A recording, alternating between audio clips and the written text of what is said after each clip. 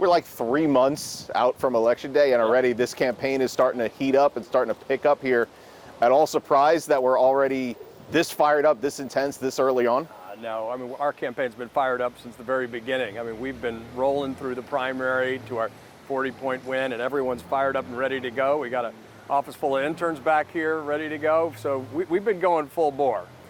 So we got 90 days, an election that's going to determine the direction of our country and our community. So let's get it on. You and your opponent got into it on social media, on Twitter, over the last 24 hours or so, if not longer. And, you know, a couple of issues came up here, and I want to go through a couple of those real quick. First thing first, residency came up as an issue, as it has in the past. Yeah. I want to start with, first of all, what he has to say regarding you.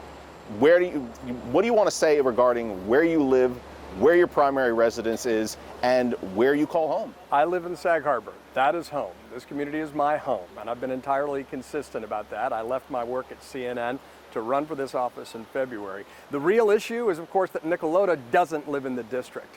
Only member of Congress represented by another member of Congress. And, you know, on Election Day, between him and me, I'm the only one who can vote for myself. He's going to vote for Andrew Garbarino. So, I mean, this is, why should voters vote for someone who can't even vote for themselves? Do you have a residence in Manhattan? Yes. But that's not your primary residence? Absolutely not. I live here. So is that why you're the voting, that the record that he put up, the voting record of you voting in Suffolk County for the last couple of elections is what it is? I've been voting in Suffolk County for quite a while, and around election time, as you know, as a working journalist, I was covering elections. I was doing the morning show on CNN. Again, the issue is that he is trying to make this an issue because he doesn't live in the district. He promised the voters of Suffolk County, of New York 1, that he would move here if he was elected, and he never did. Another broken promise. And that was going to be my next point, bringing that up, going back to that. Why is it important that you bring that up, to mentioning that he isn't living in the district right now that he represents? Because it makes it totally hypocritical, but also because he made a promise to the voters that he would move to the district he represented when he had the honor of being elected to represent voters in New York 1, and he never did it. He never moved to the district. He doesn't hold in-person open town halls. He doesn't show up. And representation means being part of your community. It means talking to voters, taking questions from them. And so if you want to get in this fight, we should be debating issues. We should be debating ideas. The voters in Suffolk County deserve that great debate, because this is about two different directions for the future of our country and our community. But when it degenerates into attacks that drag people's families and kids into that, I think most members of Suffolk County, most families understand that that is way out of bounds. That doesn't make common sense, it doesn't reflect common decency, and we deserve better. All right, then let's get to that other part of why the two of you got into it on Twitter, and that would be the use of an Instagram photo you posted of you and your family out trick-or-treating. The kids' faces were blurred, but nonetheless, the picture was used. What was your reaction when you saw this? How creepy it is that a sitting member of Congress is posting pictures of my kids on the internet from his personal account. But he said, I blurred them out. I mean, think about that. Sitting member of Congress has real responsibilities to the community, and here he is attacking my kids and my family, which is way out of bounds, as anyone understands from a common sense and common decency standpoint. So let's be consistent. Let's keep kids out of this. But when I saw a sitting member of Congress posting pictures of my kid on the internet, I thought, that's creepy and that is weird. He points to the fact that both of you have used your families in campaign ads for yourself before, full pictures with the full family, with kids. Why is this different? Because to use a kid in a political attack is fundamentally different than doing it on the family's own terms. And Nick knows that. He's used his family in campaigns ad in the past. Doing it on your own terms as a family is totally different than trying to weaponize your kids in a political attack. That's totally different. That's just common sense. That's just common decency.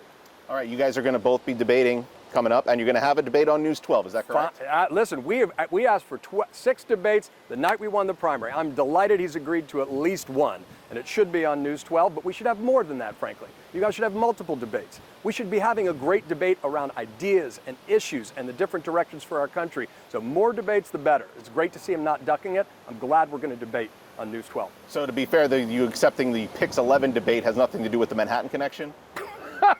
That's just so absurd. If someone wants to host a debate, I'll debate anywhere, anytime, because that's what the voters of Suffolk County deserve. Great debates on the substance, on the issues, on the different visions for our country and our community. That's the debate we should have, not dragging people's kids into this fight. I won't do it. He shouldn't do it. That's common sense. That's common decency. And we need more of that in Washington. John, we're talking about these issues that have come up here in the last 24 hours, but you have so many issues that you want to focus on in this campaign if elected. What are the main ones that you're trying to focus on right now as we start really getting into the nitty-gritty of the campaign? Core message of my campaign is the same as it's always been. Rebuild the middle. We need to rebuild the middle of our politics. We need to rebuild the middle of our economy. We need to rebuild the middle class. That's why we need to actually elect Democrats to get state and local tax back, because Trump and the Republicans took it away, and they're never, ever going to do anything about it. Democrats can and will. We could do things like expanding the child tax credit. We also need Democrats who are strong on the border. I'd vote for border security, that bipartisan border security bill, on day one in Congress. And my opponent mocked him when Donald Trump told him to. We had the strongest bipartisan border security bill ever proposed. And Donald Trump pulled the plug and Nick took the knee. And I think folks understand that if you want to fearmonger off an issue but refuse to fix it, that's a firing offense. I also want to be a Democrat, and I am a person who stands strong with law enforcement. We need to work with law enforcement to get illegal guns off our street, to make sure we're dealing with the fentanyl crisis, which, by the way, that bipartisan border security bill will have helped. I'm someone who believes deeply in bridging our divides. I'm someone who's worked for Republicans and Democrats. And that's the kind of policies we need, that common sense problem solving to restore that spirit to Washington. So on the other side of this election, we can begin working together again. We can heal our divides. We can solve the great debates by focusing on common ground with common sense. That's what I'll do as a member of Congress. It's about time. And John, why do you feel, last thing for you, why do you feel you are a better choice for this district, for Suffolk County, than Nick LaLota, who currently represents it? I think Nick LaLota is far too far right for our district.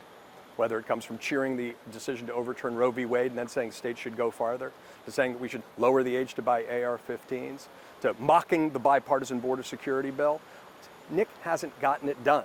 Talks about state and local taxes, but there's no way Republicans are going to do it. He hasn't been able to get it done. It's time to make a change so Democrats can get that done for the hardworking families of Suffolk County.